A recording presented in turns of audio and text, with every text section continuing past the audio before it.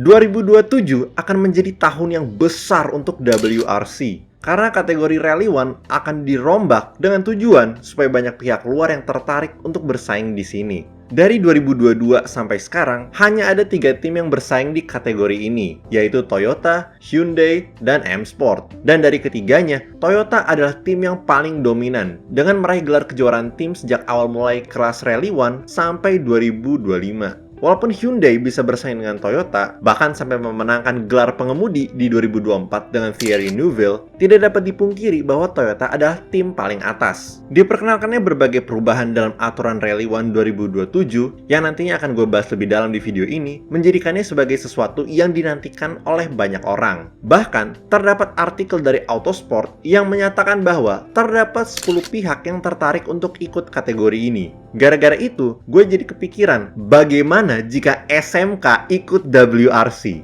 Kedengeran gila? Mungkin.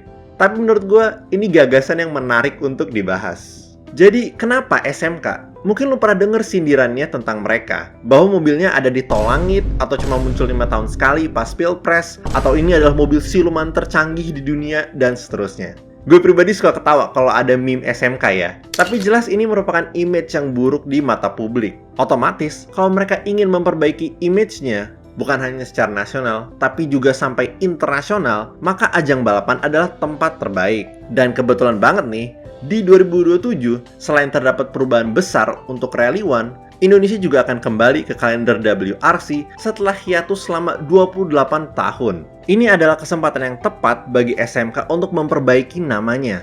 Gila, bisa pas gitu ya, datang aturan baru plus masuk ke Indonesia ke kalender WRC 2027. Rasanya kayak menyaksikan planet berjejer secara sempurna di Miracle Kart Animal Kaiser. Ngomongin soal aturan baru Rally One, memangnya apa aja sih yang diubah sehingga cocok bagi tim baru, dalam kasus ini SMK, untuk mencoba bersaing? Untuk mengetahui itu, kita perlu melihat dulu aturan Rally One yang sekarang masih berlaku. Dalam bab 1, pasal 11 dari lampiran J, pasal 262 International Sporting Code 2022 tentang pengaturan spesifik terkait mobil Rally One, disebutkan bahwa selama durasi pertandingan, mobil yang digunakan harus sesuai dengan peraturan Rally One yang ada dan memiliki kemiripan atau referensi terhadap mobil produksi sesuai dengan permintaan FIA. Hal ini kembali ditegaskan di pasal 15 yang menyebutkan bahwa mobil yang digunakan harus didasarkan pada mobil produksi dan dapat diidentifikasi berdasarkan informasi yang telah disampaikan dalam persetujuan homologasi. Secara singkat, mobil Rally One harus didasarkan pada mobil produksi dan memiliki desain yang menyerupai. Dari kutipan tadi,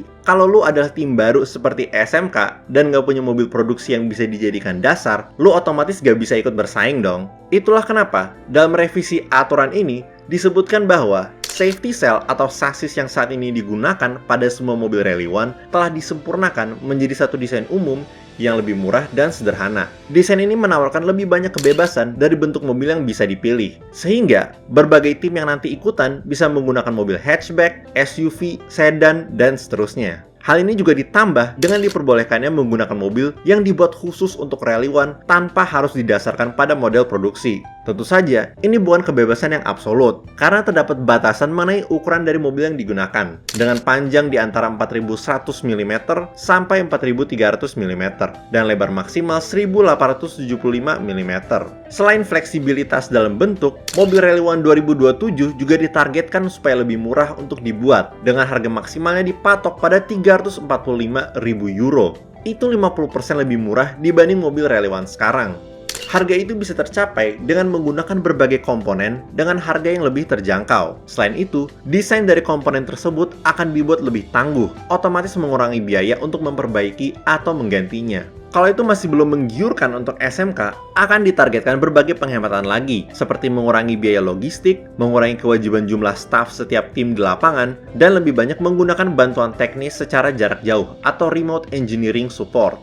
Bagaimana dengan mesinnya? Untuk 2027, Rally One akan tetap menggunakan 1.6 liter inline-4 turbo yang menghasilkan sekitar 290 horsepower. Tetapi juga dibuka kemungkinan setelahnya untuk menggunakan powertrain lain seperti hybrid atau bahkan EV. Selain itu, sistem rem dan setirnya akan berasal dari Rally 2 untuk memberikan performa terbaik tapi juga membuatnya lebih mudah untuk digunakan. Presiden dari FIA, Mohammed bin Sulayem sendiri mengatakan, the WRC27 regulations represents a pivotal moment for the FIA World Rally Championship. They establish a framework focused on cost control, sustainability, and accessibility while safeguarding the performance and technical challenge that define rallying at the highest level. Dari yang udah gue jelasin, semoga kalian bisa melihat bahwa ini bukan ide gila atau gue cuma asbun, tetapi ini bisa menjadi kesempatan bagi SMK untuk bersaing di kancah internasional dan memperbaiki image mereka.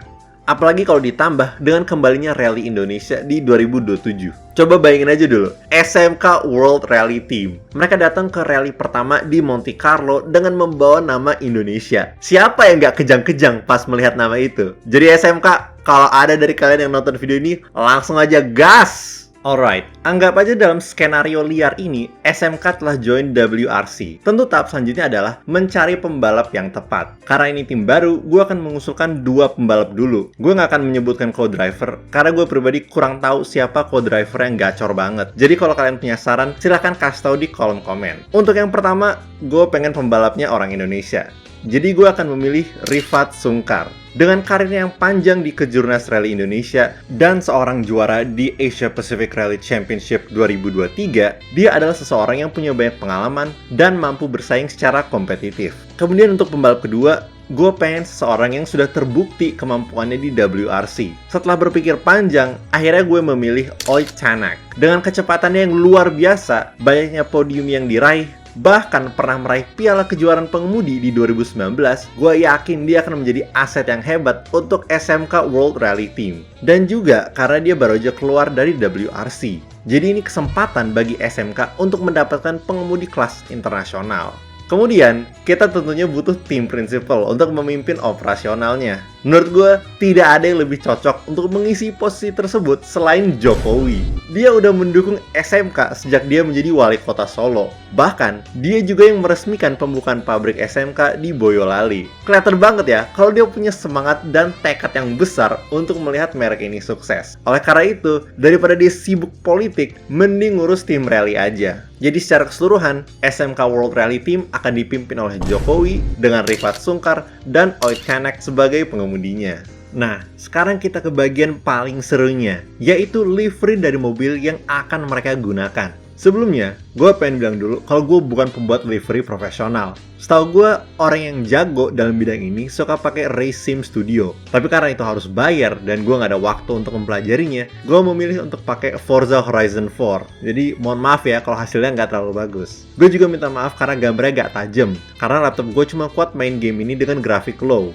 Oke, tanpa basa-basi lagi, inilah livery buatan gue untuk SMK World Rally Team.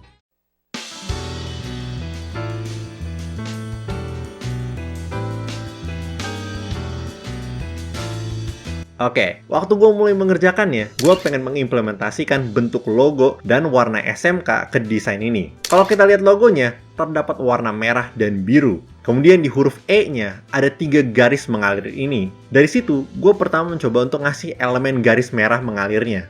Setelah mencoba berbagai macam decal yang ada, akhirnya gue memilih decal api ini untuk bagian depannya. Gue berasumsi kalau garis merah di logonya melambangkan bahwa SMK itu kencang. Makanya gue memilih desain api ini untuk melambangkan hal tersebut. Kemudian untuk warna birunya, gue memilih untuk menggunakannya sebagai warna dasar. Sekarang untuk sponsornya. Gue pikir karena ini tim baru, otomatis sponsornya sedikit. Dan juga karena gue agak malas untuk membuat banyak logo sponsor baru. Jadi gue pakai yang pernah gue buat beberapa tahun yang lalu. Dan inilah hasilnya. Di sisi kanan dan kiri ada Pertamina dan BUMN. Gue milih Pertamina karena mereka perusahaan Indonesia yang besar. Dan mereka mampu memenuhi kebutuhan tim balap akan bensin dan oli. Dan untuk BUMN, itu karena Pertamina adalah BUMN. Jadi kenapa nggak sekalian aja kita pasang logonya.